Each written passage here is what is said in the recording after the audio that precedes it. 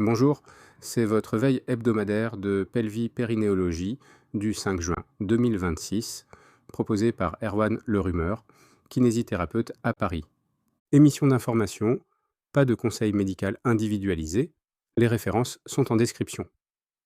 Cette semaine, notre veille a remonté 200 articles. La sélection est particulièrement riche, avec plusieurs essais randomisés, revues systématiques et travaux très pratiques sur la rééducation pelvipérinéale. Le fil rouge du jour est simple. La rééducation ne se résume pas à prescrire des contractions. Son efficacité dépend du contenu de l'exercice, mais aussi du dosage, du feedback, du contexte de vie, de l'âge, du support numérique, de l'accès aux soins, des objectifs du patient et de l'adhésion réelle dans le temps. On va donc parler d'applications de rééducation périnéale, de postpartum, d'incontinence urinaire chez les femmes âgées, de biofeedback, de yoga pelvien, de douleurs menstruelles, de constipation dysynergique, d'incontinence fécale, de sport féminin, de santé pelvienne masculine, d'intelligence artificielle et même d'organisation des soins en France. Première rubrique, à la une. Le numérique ne suffit pas, l'adhésion se construit. Le papier le plus structurant de la semaine est celui de Christophe Mau, Larson, Lind et Hall, publié dans International Urogynecology Journal. Il s'agit d'une revue systématique mixte avec méta-analyse sur les interventions digitales de rééducation des muscles du plancher pelvien pendant la grossesse et le postpartum. Le sujet est très actuel. Les applications, plateformes web, rappels numériques et programmes à distance se multiplient. L'idée est séduisante. Améliorer l'accès, réduire les contraintes de déplacement, soutenir la pratique à domicile. Mais la question clinique reste entière. Est-ce que cela marche vraiment? Et pour qui? Les auteurs incluent 18 études pour 4916 participantes. Le résultat est nuancé. Pendant la grossesse, les interventions digitales de PFMT, c'est-à-dire Pelvic Floor Muscle Training, sont associées à une réduction de l'incontinence urinaire. En postpartum, les effets sont plus hétérogènes, sans effet poulet clair, avec une différence moyenne de moins 1,45, mais un intervalle de confiance qui traverse 0.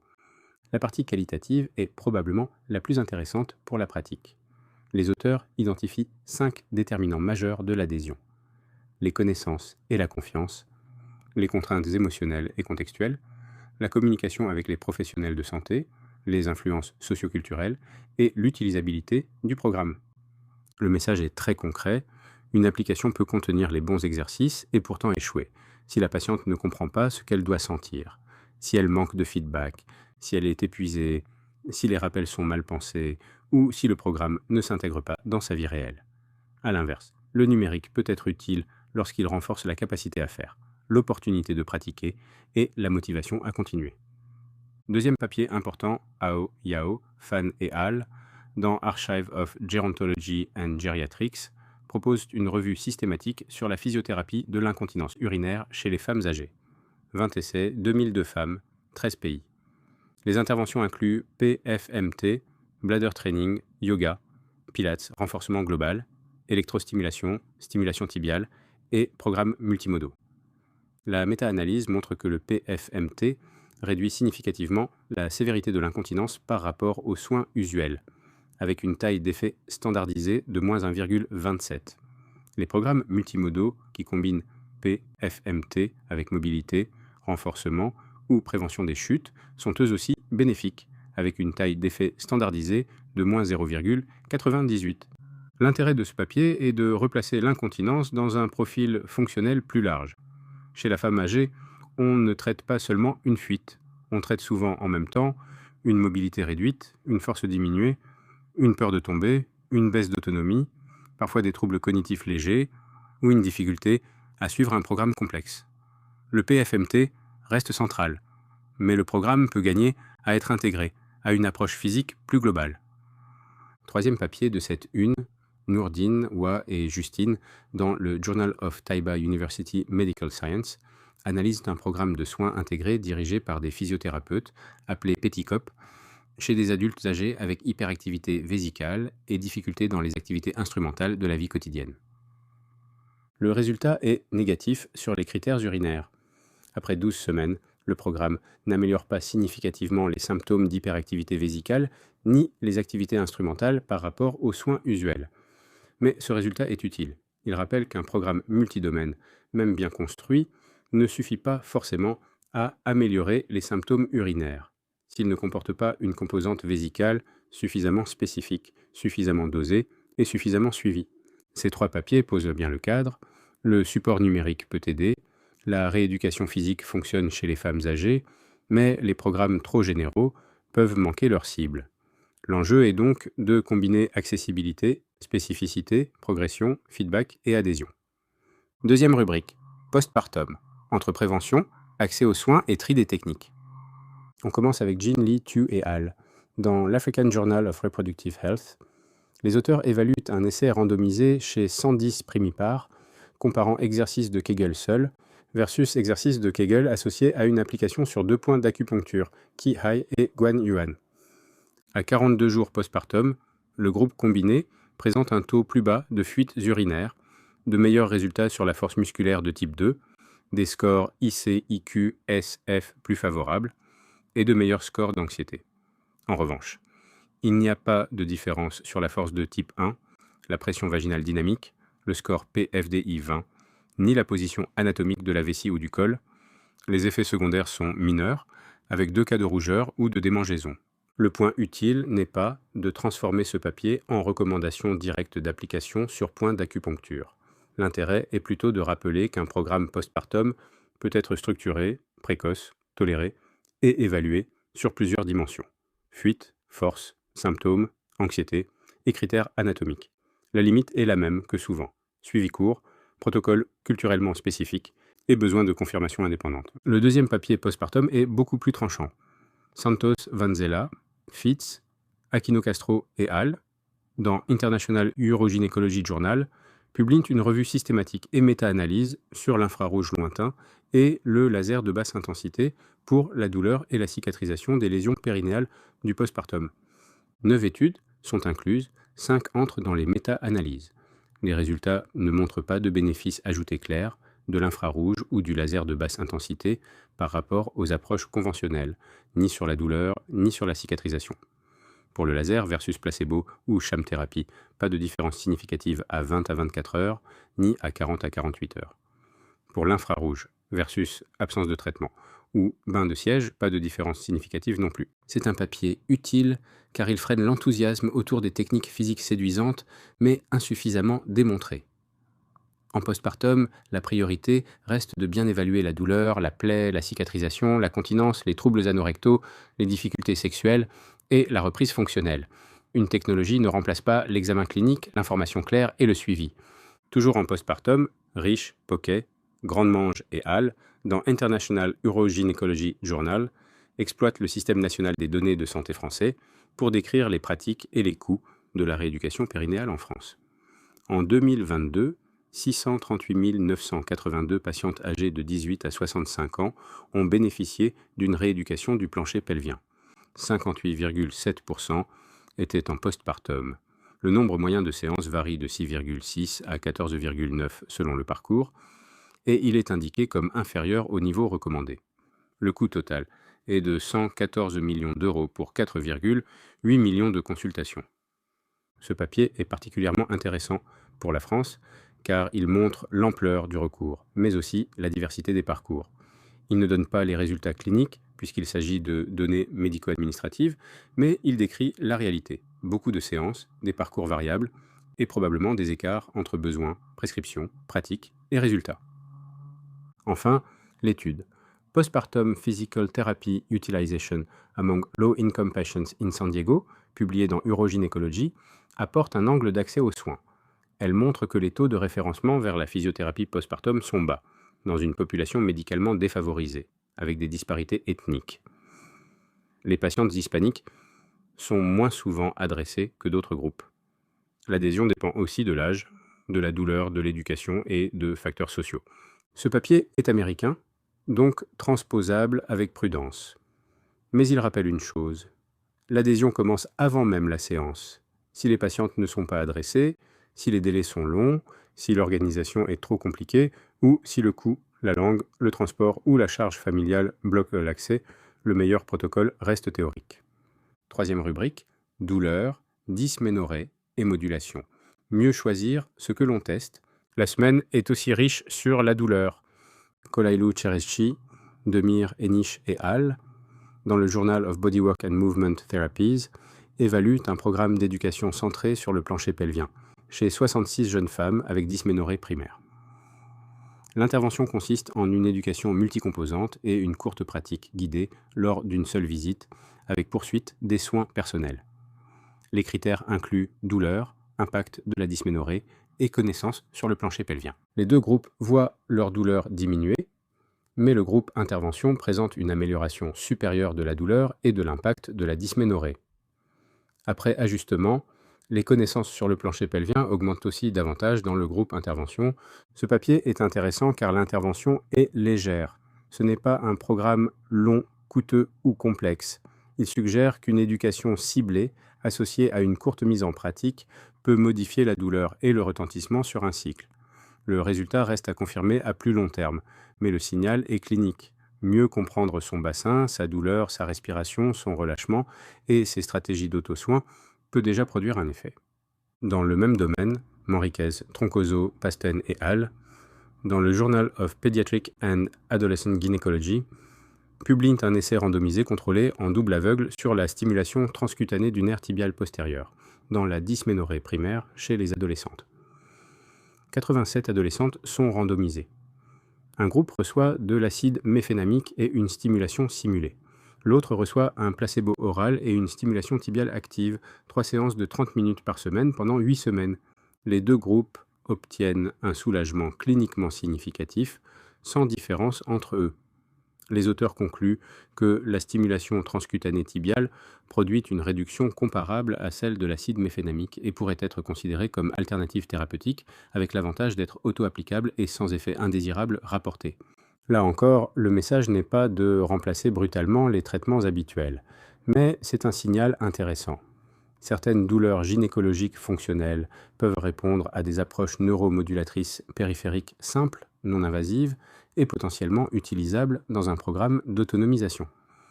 Sur le versant digestif, Buyuktash, Gulshu, Bakar et Zeren, dans The Journal of Manual and Manipulative Therapy, Comparant relaxation post-isométrique et exercice de relaxation du plancher pelvien chez 42 femmes avec défécation dysynergique.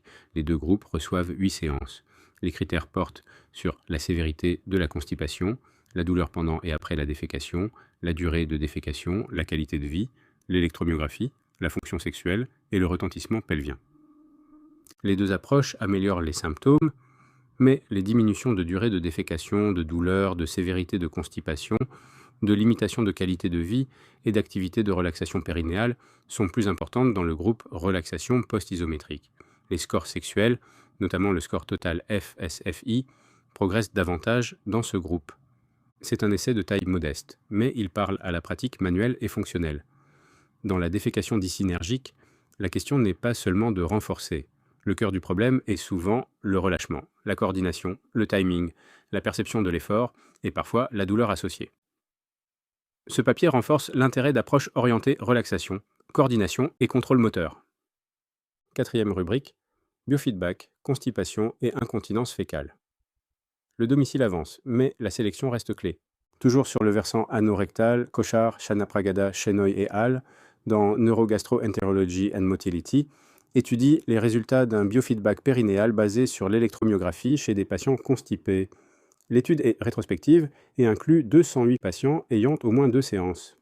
Les auteurs comparent des patients adressés après manométrie anorectale et test d'expulsion du ballon à des patients adressés directement, sans bilan instrumental préalable. Résultat, 50% des patients obtiennent un succès thérapeutique et les taux de succès ne diffèrent pas significativement entre les groupes. Les patients avec bilan manométrique avaient des symptômes de base plus sévères, mais les diagnostics manométriques et le test d'expulsion ne sont pas associés aux résultats.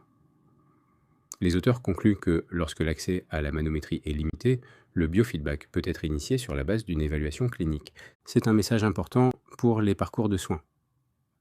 Les examens fonctionnels sont utiles, mais leur absence ne doit pas toujours bloquer une prise en charge conservatrice bien indiquée. Le risque inverse serait évidemment de traiter à l'aveugle. La voie raisonnable est une évaluation clinique solide, un objectif clair, une réévaluation, et une escalade vers des examens spécialisés si l'évolution ne suit pas.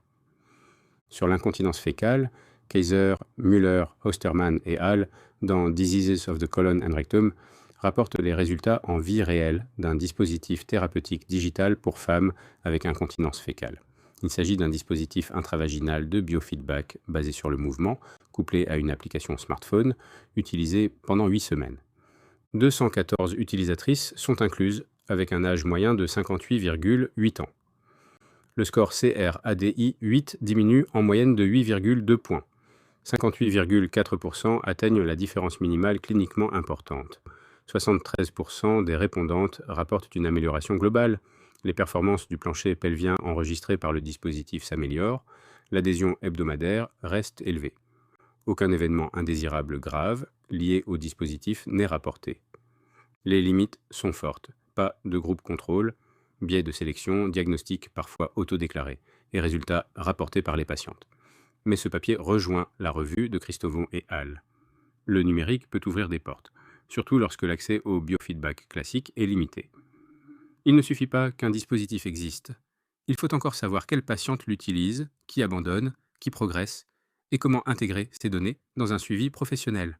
5e rubrique, incontinence urinaire, feedback, objectif et qualité de vie.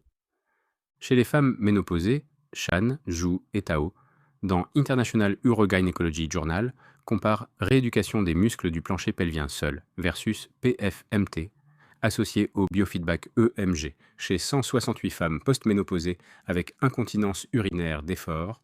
Le suivi est de 12 semaines. Le groupe combiné présente une réduction plus importante du score ICIQSF et des pertes au pas de test d'1 heure. Les gains de contraction volontaire maximale sont plus élevés et la mobilité du col vésical diminue davantage. Mais un détail compte.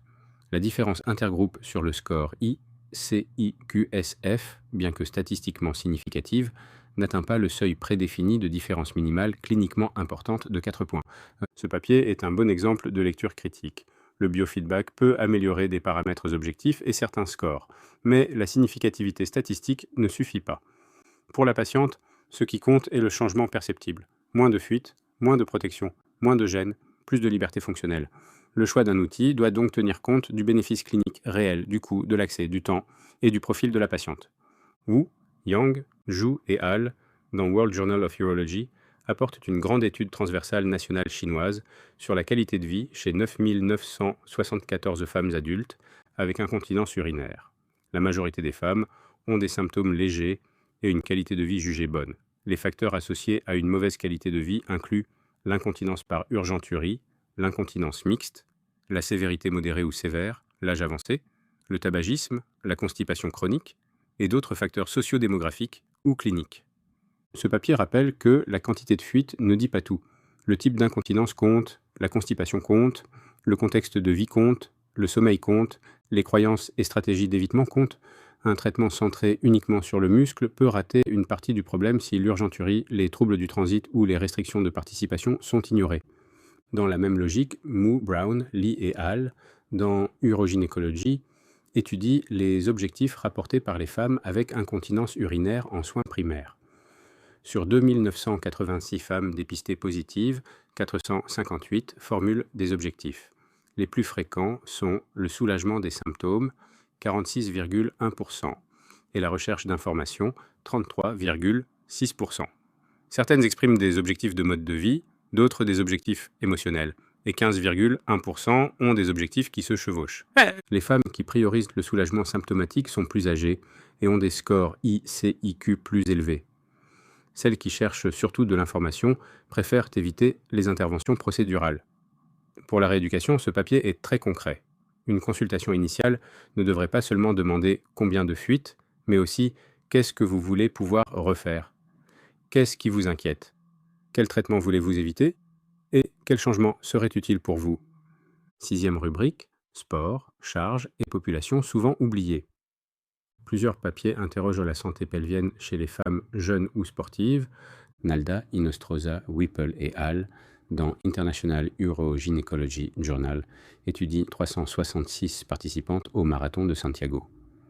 L'incontinence urinaire d'effort est rapportée par 33,9% des coureuses, les symptômes de boule vaginale par 23,5%, la douleur pendant les rapports par 20,2% et l'incontinence fécale par 7,1%, l'âge supérieur ou égal à 35 ans et la parité sont associés à l'incontinence urinaire d'effort. La distance de course ne montre pas d'association significative avec les symptômes. Ce papier évite un raccourci fréquent. Ce n'est pas seulement plus on court long, plus le périnée souffre. Les facteurs individuels, l'âge, la parité, les antécédents et probablement la gestion de charge comptent. Pour les sportives, le dépistage doit être pratique. Symptômes à l'effort, stratégie de protection, gêne dans l'entraînement, évitement de certaines séances, douleurs, sensation de pesanteur et objectifs sportifs. Bell, Mastwick, Hannington et Hall, dans JSAMS+, interrogent 746 joueuses de hockey sur gazon en Australie. Un quart rapportent une forme d'incontinence urinaire, mais seulement 30% des joueuses symptomatiques consultent un professionnel. Environ la moitié des joueuses symptomatiques ne modifient pas leur pratique, mais 22 à 36% modifient ou arrêtent certaines activités. Les symptômes sont plus fréquents chez les joueuses masters que chez les juniors ou seniors. Le message pratique est fort. Les symptômes existent, mais ils restent souvent tus. Dans un club, un cabinet ou une structure sportive, attendre que les joueuses abordent spontanément le sujet risque de sous-estimer massivement le problème.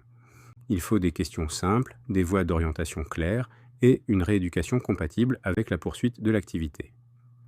Mittal, Siddiq, Sharma et Hall, dans Scientific Reports, explorent l'incontinence urinaire d'effort chez 233 étudiantes nulligestes.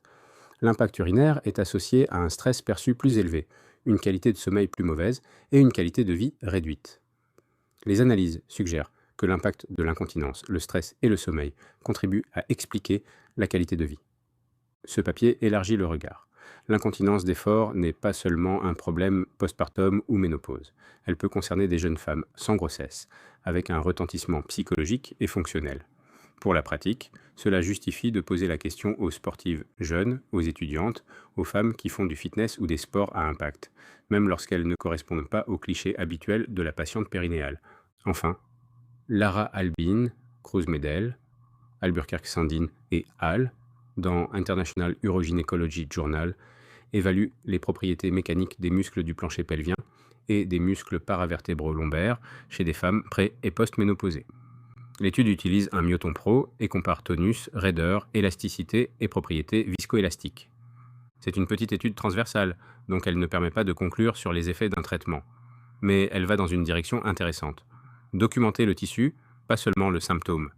Dans les années à venir, la rééducation pourrait s'appuyer davantage sur des mesures combinant symptômes, force, endurance, coordination, propriétés mécaniques et fonctions réelles. 7e rubrique, hommes, enfants, intelligence artificielle et compétences professionnelles. La santé pelvienne masculine est représentée par Male Pelvic Health in Saudi Arabia dans le Saudi Medical Journal. Al-Moutairi et Al évaluent les connaissances, attitudes et pratiques de 458 hommes saoudiens autour des exercices du plancher pelvien. 63% ont une conscience générale du PFMT, mais seulement 13,1% savent le réaliser correctement et 11,6% le pratiquent régulièrement. Les attitudes sont plutôt positives, mais la pratique reste faible. C'est un papier transversal, mais utile. Chez l'homme, la rééducation périnéale est encore souvent associée aux post-prostatectomie, alors qu'elle concerne aussi douleurs pelviennes, troubles urinaires, troubles sexuels, symptômes anorectaux et prévention. Le fossé entre j'en ai entendu parler et je sais le faire correctement est probablement très large dans beaucoup de pays.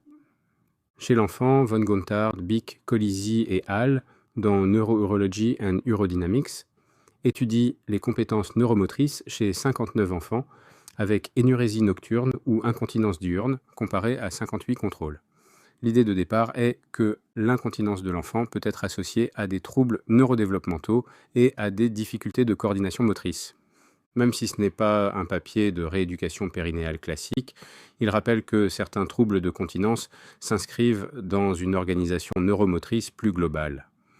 Chez l'enfant, travailler seulement la vessie ou seulement les toilettes peut être insuffisant lorsque la coordination, l'attention, la motricité et les comorbidités comportementales entrent en jeu.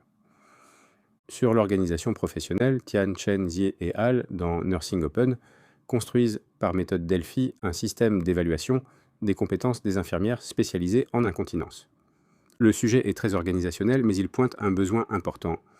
Les troubles de continence sont fréquents, chroniques, multidimensionnels et demandent des compétences spécifiques. Définir ces compétences permet de former, d'évaluer et de structurer les équipes.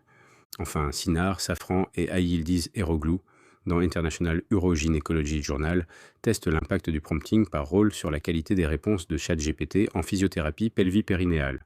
21 questions cliniques sont posées à GPT 4,1, soit avec un prompt neutre, soit avec un prompt demandant de répondre comme un physiothérapeute expérimenté en pelvipérinéologie. 2 physiothérapeutes évaluent les réponses. Le prompting par rôle améliore significativement la pertinence, l'exactitude, la complétude et la clarté, avec les plus grands gains sur la complétude. Le papier est amusant, mais pas seulement. Il rappelle que l'intelligence artificielle n'est pas un outil magique.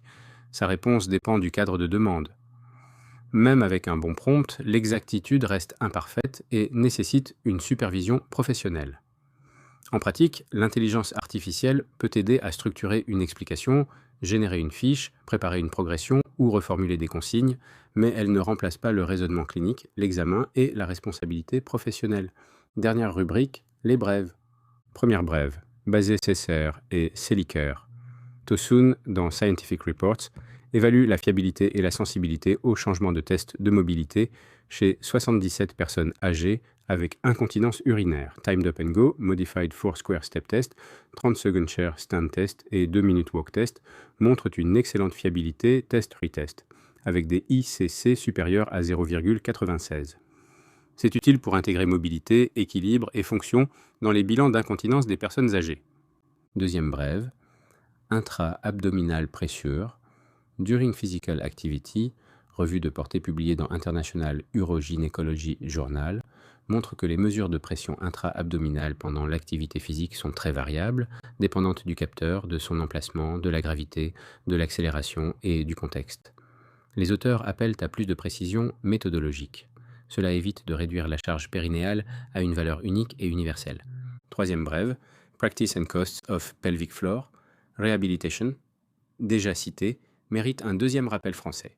Près de 639 000 patientes en 2022, 4,8 millions de consultations, 114 millions d'euros. Pour comprendre la rééducation périnéale en France, il faudra relier ces données administratives à des données cliniques. Quatrième brève, Patient Reported Goals of Women with Urinary Incontinence in Primary Care montre que les objectifs exprimés par les patientes ne sont pas uniformes. Certaines veulent moins de symptômes, d'autres veulent surtout comprendre, éviter une procédure, dormir, sortir, faire du sport ou reprendre confiance. C'est une bonne base pour personnaliser les objectifs de rééducation. Cinquième brève, Pelvic Floor Symptoms in Female Field Hockey Players et l'étude sur les marathoniennes convergent vers le même signal. Chez les sportives, les symptômes pelvipérinéaux sont fréquents et sous-consultés. Le cabinet de kiné peut être un lieu de dépistage simple, surtout lorsqu'une sportive modifie ou évite certains efforts. Conclusion. Cette semaine, les articles dessinent un message très net. La rééducation pelvipérinéale fonctionne quand elle est spécifique, dosée, suivie, compréhensible et réellement praticable.